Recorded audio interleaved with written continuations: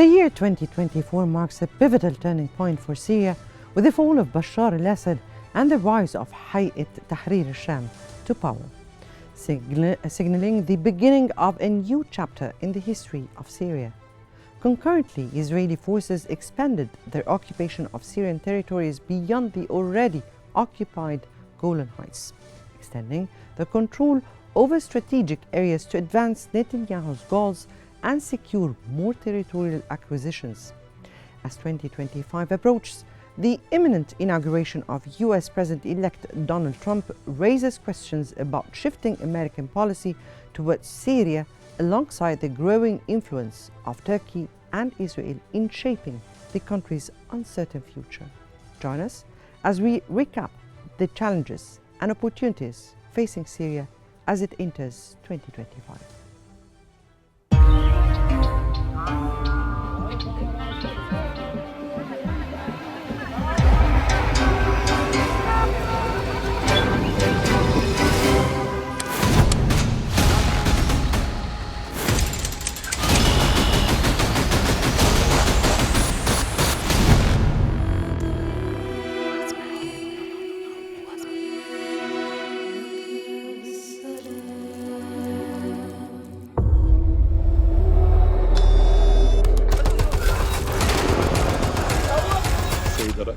نتمنى من القادمين الجدد أن يحسبوا حسابا لكل أمر.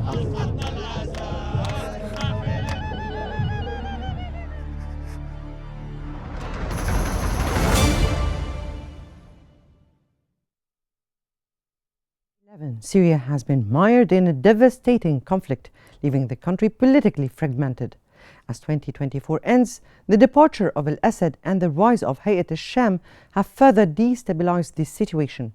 Diplomatic efforts stall and the humanitarian crisis deepens with millions displaced and hindered.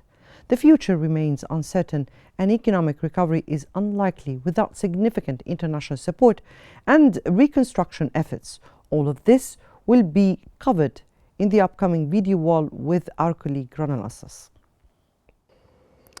Since 2011, Syria has faced a devastating conflict involving various domestic and international actors, leading to the rise of extremist groups, mass displacement, and the destruction of infrastructure. 13 years later, the country remains fragmented politically and economically. Up until December, Bashar al-Assad's government controlled most of the country, but key regions remained under armed groups, Kurdish forces, and US interests, with regional troops further complicating matters in the north. Russia and Iran heavily support the Assad government militarily and economically. However, by 2024, domestic challenges like sanctions and Russia's war in Ukraine forced both to alter their strategic interest in Syria and withdraw many troops. In 2024, the Assad regime faced severe economic challenges with inflation and unemployment high and basic goods scarce. Reconstruction was stalled by the United States and EU sanctions and minimal foreign investment. As the situation evolved, the Syrian regime fell, HTS expanded its territorial control, other armed groups in Idlib and beyond further destabilized Syria's political situation. A transitional government is crucial for Syria. International pressure and regime fractures may catalyze a political transition and power sharing, but stability remains unlikely due to internal and foreign threats. The 2024 Jordan-hosted Arab Ministerial Conference advanced efforts for resolution, emphasizing Syrian sovereignty and a political transition per UN Resolution 2254, which mandates a new constitution and free elections. Some Arab states advocate Syria's reintegration into the Arab League, but challenges persist. The humanitarian crisis in Syria is severe, with millions displaced both internally and abroad. Aid organizations face security risks and political barriers, especially in areas controlled by extremist groups. Looking toward 2025, Syria's future is uncertain, with scenarios including continued stalemate, potential conflict over regional autonomy, and difficulty in reaching a political resolution. The economy will likely remain in free fall without significant aid and reconstruction, and further fragmentation is possible. Right. For more analysis, we're joined by Mr. Mohammed Osman, an international relations specialist from Cairo, and we are also joined by Brigadier General Adel Al-Mashmoushi, strategic expert from Beirut. Welcome both gentlemen to Qnews. And let me start here with Mr. Osman. What factors led to the fall of Bashar al-Assad in 2024, and how did it reshape Syria's political and economic landscape? Thank you for having me, Mona, and I wish you and Qnews a joyous new year. Of course, there were a variety of factors that led to the collapse of the Assad regime in Syria, and I would classify them into three categories. The first one is domestic, both economic and political. The second one is regional, and the third one is international. On the domestic level, as the past video has demonstrated, the Syrian economy was in free fall due to international sanctions and isolation. There was an energy crisis inside Syria.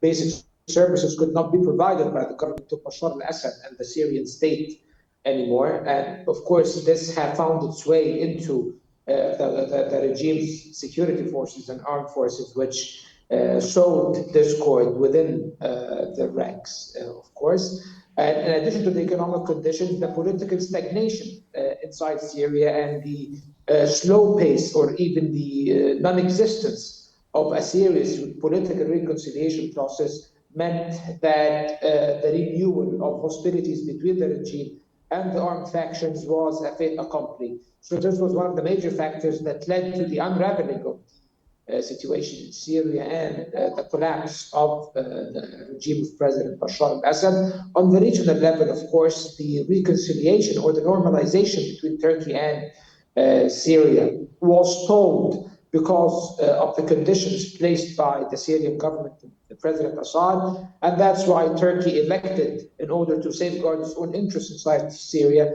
to increase its aid and its support to the Syrian armed opposition or the armed factions, so that they can overthrow the Assad regime and replace it with a regime that is friendly or more conducive to Turkish interests. And of course, regionally as well, Israel had a vested interest in toppling the Assad regime, a key Iranian ally, to sever the land bridge between Hezbollah and Iran, and also to further dismantle the Iranian axis. On the international level, the United States had a vested interest in diminishing Russian influence inside the Middle East. And of course, Russia has two major military bases inside Syria, and the Assad regime was a key ally of Russia in the region. And of course, with the overthrow of the Assad regime, Russia's position in Syria has become compromised, and now they are in a much weaker state and unable to exert as much control and influence as they used to inside Syria. So the United States on the international level, along with the West and Israel and Turkey on the regional level, had a vested interest in toppling the regime of President Bashar al-Assad. And this sums up basically the factors that led to the collapse of the Assad regime, Mona. Right. Brigadier General Mashmoushi, how did Hayat Tahrir al-Sham rise to power? And what does this mean for Syria's political future and stability at the same time?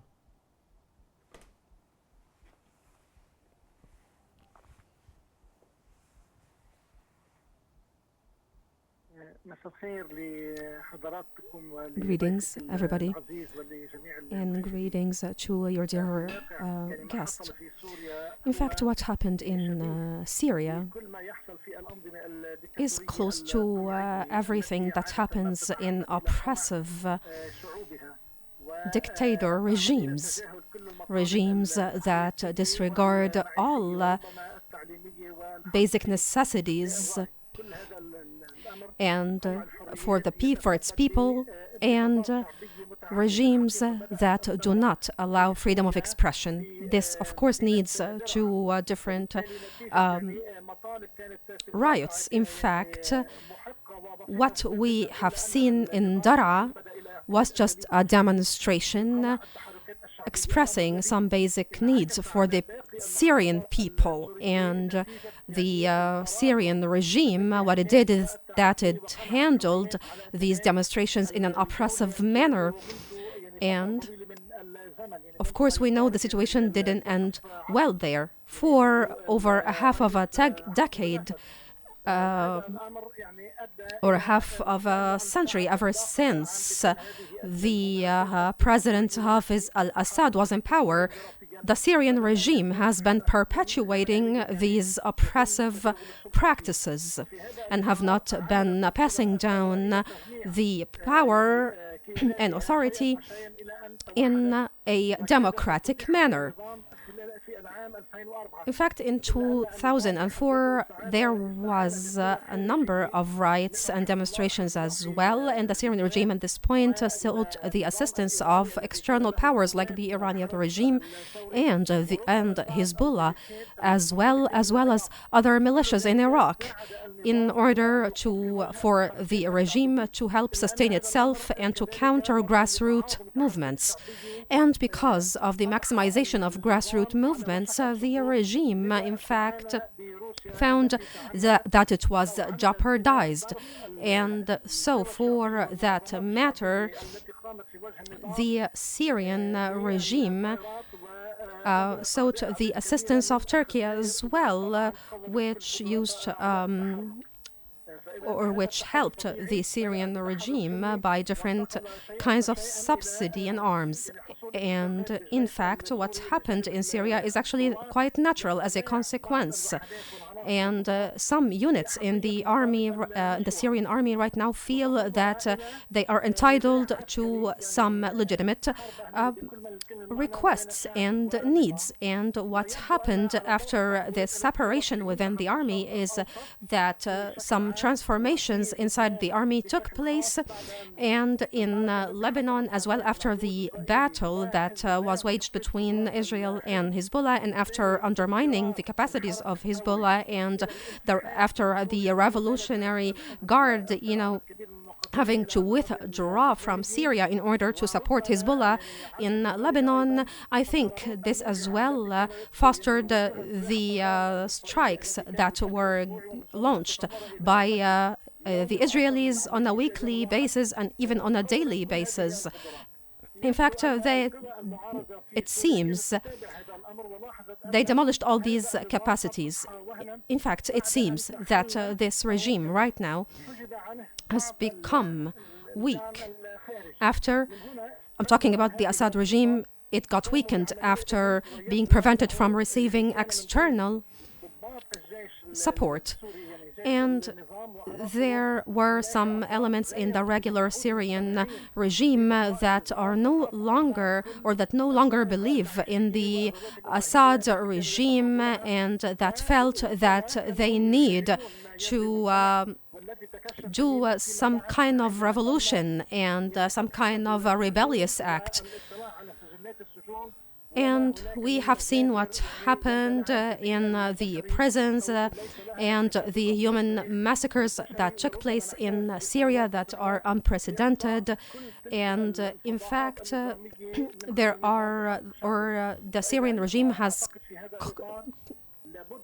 implemented and practiced a lot of oppressive practices and has created atrocities and massacres in Syria and against the Syrian people. Dr. General Mashmoushi, up till this minute, you did not speak about the rise of Hayat Tahrir al-Sham. That was exactly my question at then. The rise and the future of Syria under Hayat Tahrir al-Sham, but we'll speak about this next. Let me get back to you, Mr. Osman. What role did international actors play in Assad's downfall and the rise of Hayat Tahrir al-Sham? Of course, when we speak of external actors who had a prominent role in the changes, the drastic changes that occurred inside Syria, we cannot, first of all, ignore, of course, the role of Turkey. Turkey has provided a huge amount of support, magnanimously even, to the so-called opposition armed factions over the past 13 years, including Hayat Tahrir al-Sham, the enclave that Hayat Tahrir al-Sham has controlled since 2019 or 2018 in Idlib and its surrounding countryside was under the auspices and the protection of Turkey, and there was even Turkish military presence in this area, and they aided Hayat Tahrir al-Sham in establishing a parallel government in the Idlib area, of course, in addition to their support of other armed factions in the north center of the country, such as the Syrian National Army and other militant groups, which are all Islamists. Most of them are Islamists, by the way. And of course, so Turkey did play a huge role in this, and Israel did provide some support to several armed factions, including Hayat Tahrir al-Sham at certain points, because they had a common enemy, which was Hezbollah and the regime or the government of President Bashar al-Assad, both allies of Iran, Israel's arch enemy, and the United States did provide some arms and support to rebel groups and armed factions that are allied or part of the coalition of Hayat Tahrir al-Sham. And even recently, we have read reports that Ukraine provided military support and drones and trained Hayat Tahrir al-Sham operatives to use drones against both Syrian troops and the Russian army inside Syria. And this, of course, was part of the larger conflict between Russia and Ukraine. So we see how the dynamics of other conflicts, including regional rivalries like this between Iran and Israel, and a huge European conflict between Russia and Ukraine, played a pivotal role and affected directly the trajectory of events in Syria. So the Hayat Tahrir al-Sham benefited from this plethora of support from different, even sometimes contradicting forces. And at the end of the day, they managed to launch their offensive on top of the government of President Bashar al-Assad. However, now they are in a very precarious position, as it seems that they will have to work harder in order to consolidate and establish the government everyone is looking for in Syria. But I think we can dwell upon that at a later stage of this discussion. General Mashmoushi, again, we need to know some information about the abouts of Hayat Tahrir al-Sham, the rise of Tahrir al-Sham, and the future of Tahrir al-Sham. Plus, of course, how has Israel's military expansion into the occupied Golan Heights in 2024 reshape the regional power dynamics and impacted Syria's sovereignty?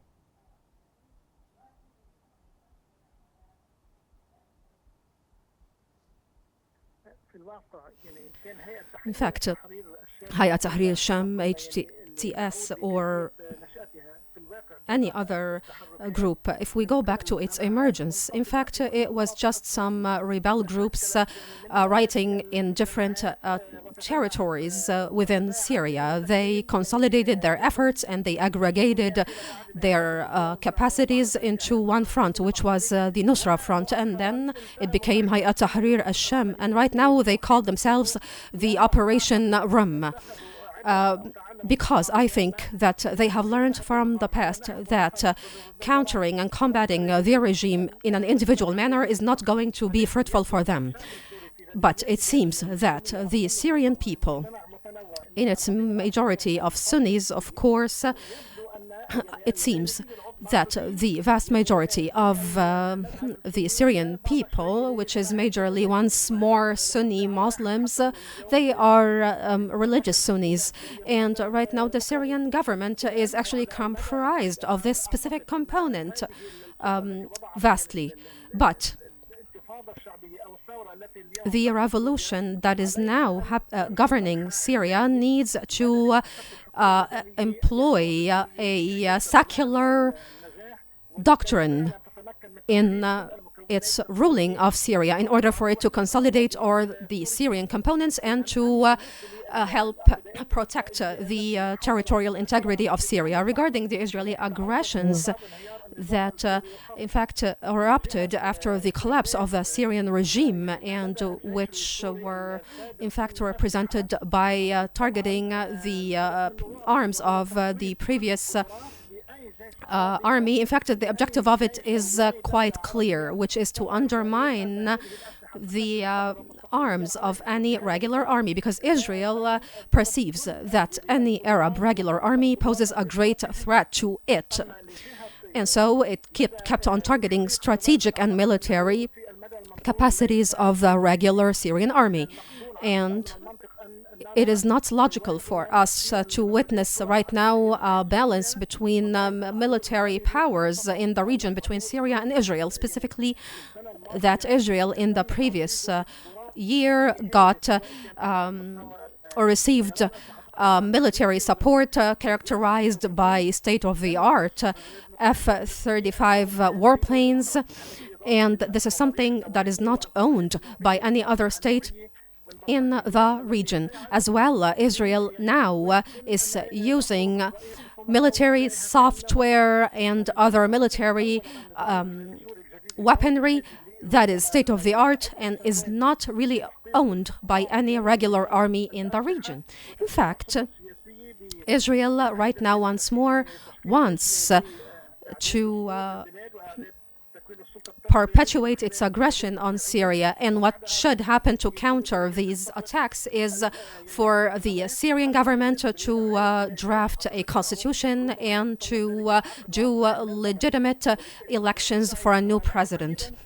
In fact, as well, on the other hand, Israel keeps on perpetuating its arbitrary practices in Syria, Lebanon, and Gaza. Right. And for that matter, it keeps on launching cascading strikes, and it keeps on striking any kind of strategic target that it can actually observe through its reconnaissance and can actually think that could provide some kind of jeopardy or represent some kind of jeopardy for its existence. Right. Yeah. Right, General Mashmoushi, before we continue our discussion, let's take a look at this report. Israel has escalated its occupation of Syrian territory before the end of 2024, extending its unprecedented military aggression in the region.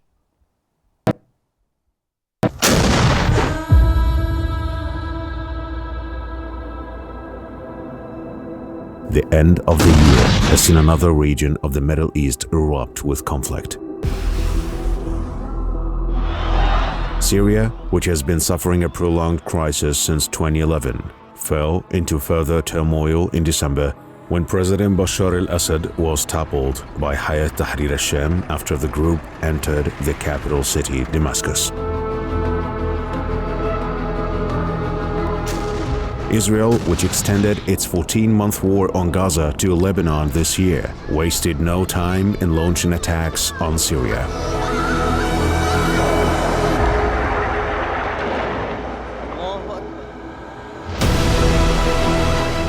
Israel swiftly occupied Syria's highest peak, Jebel al-Sheikh, just hours after Assad's departure. Previously, the summit was a demilitarized zone patrolled by UN peacekeepers. Now, with Israeli occupation forces advancing beyond the peak, tensions have escalated significantly.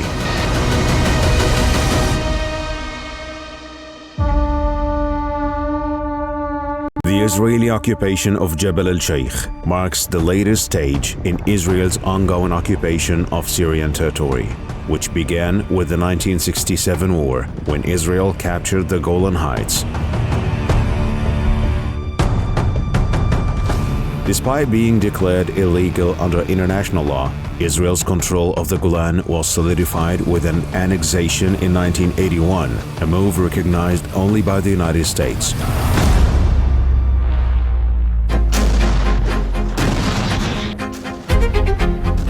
Since taking control of the area, the Israeli occupation forces have launched hundreds of air and naval strikes against Syrian military targets, with the stated goal of preventing these assets from falling into the hands of Hayat Tahrir al-Sham.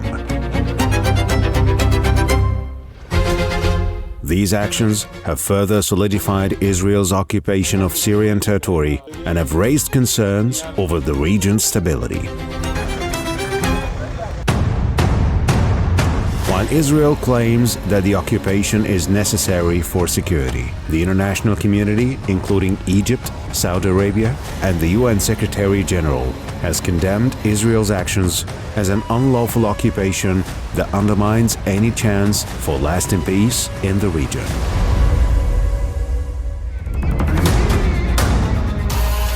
This area had been a neutral buffer zone under the 1974 disengagement agreement between Israel and Syria, which followed the 1973 war. By occupying this zone, Israel has effectively violated the decades-long agreement.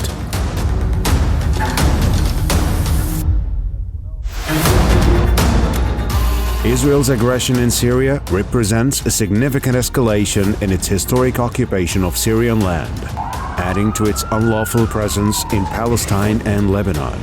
As we enter 2025, Israeli violence is showing no signs of letting up.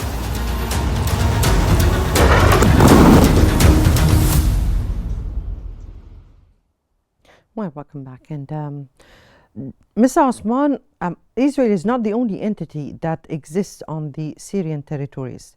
Now, how do competing interests among foreign powers contribute to the stalemate in peace talks and the Syrian political transition?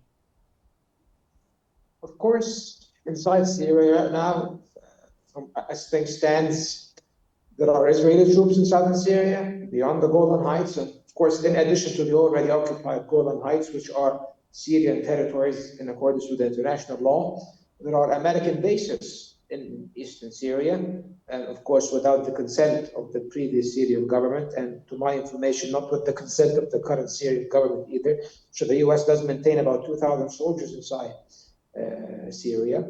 Turkey has a military presence inside northern Syria for reasons related to its own national security and, of course, exercising some sort of control and influence. And Russia still maintains its two major bases inside Syria, the Hmeimim air base in Latakia and the massive naval base in Tartus on the Syrian coast.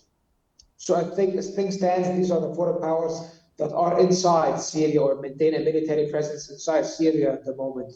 Turkey, of course, and Israel right now are the most active actors on the ground. Turkey is threatening the SDF or the Syrian Democratic Forces, which is basically a coalition of armed groups dominated by the Kurds in Syria that control mainly Kurdish areas in northeastern Syria, are threatening them that if they do not disarm and abandon all of their ambitions of establishing an autonomous region inside Syria, that they might invade their territories and topple them by force. And of course, this is a very dangerous threat and a very dangerous probability, because this will probably happen if no serious mediation is exercised. The only thing that is holding Turkey back right now is the United States, which is reining in Hayat Tahrir al-Sham, HTS, and the other rebel groups, and Turkey itself, because, as you know, the SDF is a core ally of the United States. And this brings us to the role of the United States. The United States is keen on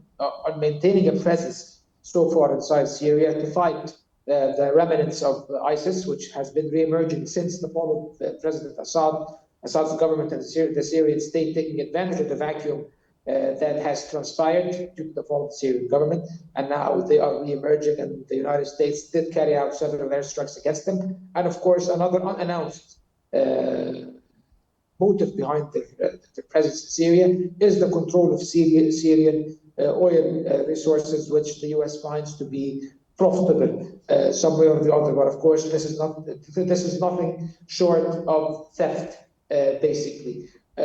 Russia seeks to maintain its bases and is engaging in a dialogue with the new Syrian government, dominated and led by Hayat Tahrir al-Sham, hoping that it might maintain its bases. And Ahmad al-Shara, or Golani, the de facto leader of Syria, did say that they do not want Russia to depart Syria in a humiliating way, and that Syria has strategic relations with Russia and that they are keen to maintain this relationship. However, of course, this is all rhetoric that is not supported by any action on the ground, because actually Mr. al-Shara and his government are being subjected to very, very heavy pressure from the United States and the European countries to kick out the Russian bases. And just today, Sabiha, the Ukrainian foreign minister, was visiting Syria, and he met with Ahmed al-Shara, and he demanded openly that he urged the Syrian government to expel the Russian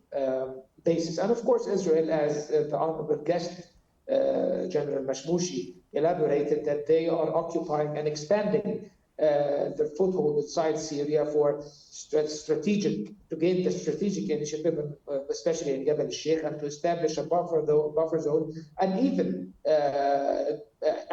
employ more land grabs for future settlement, taking advantage as well of the vacuum inside Syria. So as we can see, all the regional actors, if they pursue their narrow interests inside Syria without taking into account any collective action to establish or reinforce stability in Syria, Syria will be dismembered due to this regional and international competition inside Syria.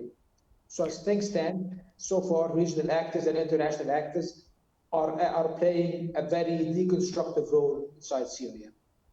General Mashmoushi, from your point of view, how could Syria effectively counter Israeli actions in the occupied Golan Heights and regain territorial control?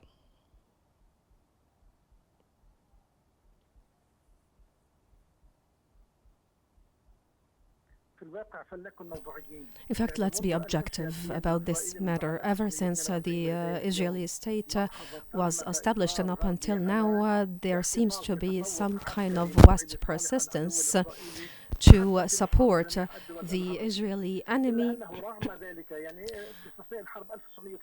and even the war 1973 didn't ويقاتل ويشارك معه في القتال القوى الغربية وفي طليعتهم الولايات المتحدة الأمريكية. In this war and in other Arab wars, it seemed that the Arab states were actually suffering to combat and counter the Israeli aggressions, because Israel keeps on providing or keeps on receiving military arms and support. It was just Egypt that actually emerged victorious in the face of Israel back in time. It seems that Israel keeps on expanding into Syrian territories, but this is not going to remain fruitful for long, because the leadership of Syria right now, it seems, does not have enough control inside of Syria and is trying to establish some kind of stability in Syria right now. And I believe that the leadership of Syria is going to defend its territories, but it will need all other Arab states to back it up in its pursuits against Israel and to mobilize some pressures in order to help the Palestinian people to establish an independent state on Palestinian territories, or at least to operationalize the two-state resolution according to the Arab Initiative launched in Beirut and according to Security Council resolutions. And within this framework, I believe that the political pressures are going to be the most effective tool to counter Israeli aggressions on Syrian territories.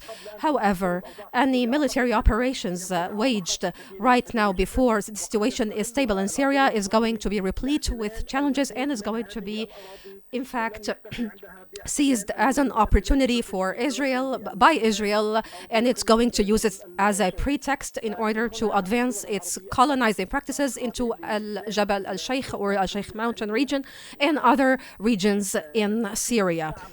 In fact, right now, the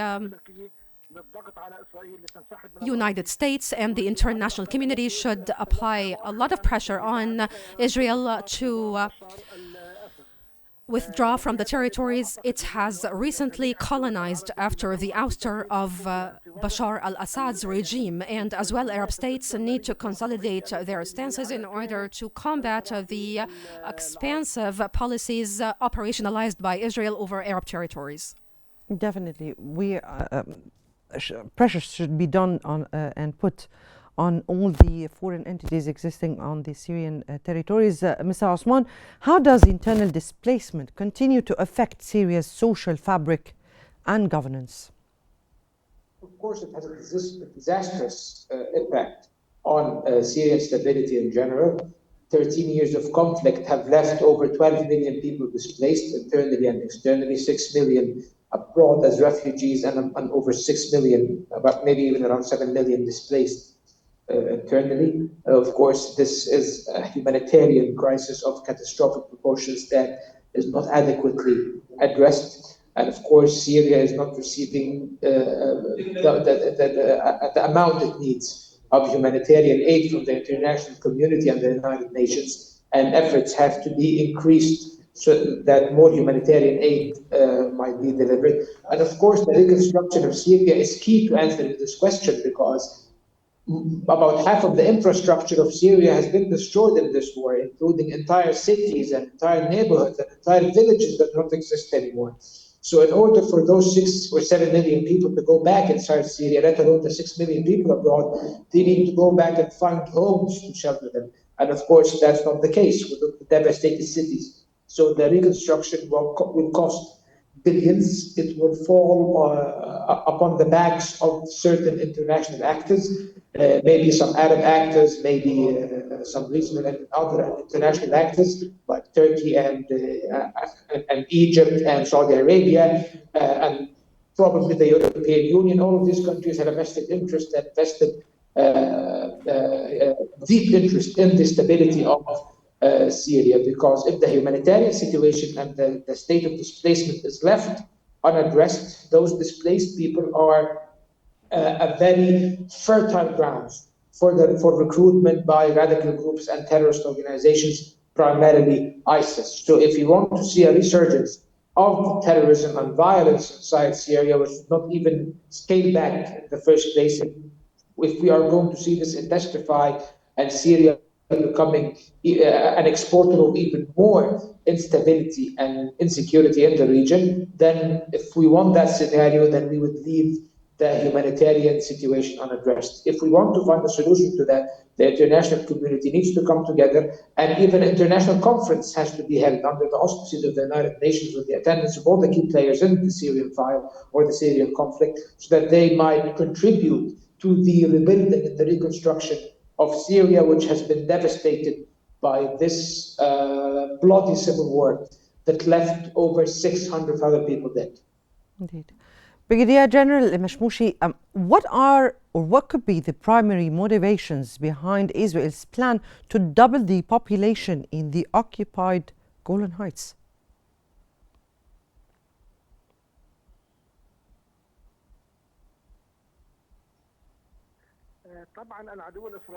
The Israeli enemy, of course, seeks to establish new settlements on all colonized Arab territories in order to change the demographic status quo in these territories and to impose full Israeli control over these territories. And we all know that the Israeli enemy, of course, has other aspirations regarding retaining at least some of the peaks of Sheikh Mountains and as well Al-Golan Heights, in order for them to establish more projects there, settlement projects. And as well, Al-Sheikh Mountain and Golan Heights as well intersect with Syrian territories, and this could help as well help the Israeli enemy have a 360 vision over Syria, Lebanon, and even some territories of Palestine. And so the Syrian or the Israeli enemy is going to do its best to retain control over these Arab territories. In fact, these are all Arab territories. And the Golan, of course, is not going to be sold by its national people. This is a purely Arab issue, and the Arab states need to consolidate their stances in order to support the Syrian state retain its territorial sovereignty and integrity, and to apply pressure, in fact, on the international community to start forcing Israel to withdraw from these colonized territories. I, in fact, would like to reiterate and say that the Israeli enemy is going to retain control over Golan Heights and is going to try to displace more Palestinian nationals from the Gaza Strip in order for them to colonize these territories once and for all.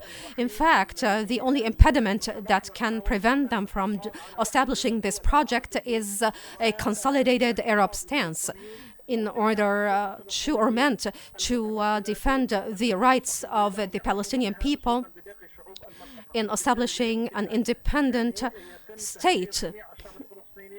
In fact, the Palestinian nationals should not be displaced outside of their national territories, and the Israeli enemy needs to understand that very well.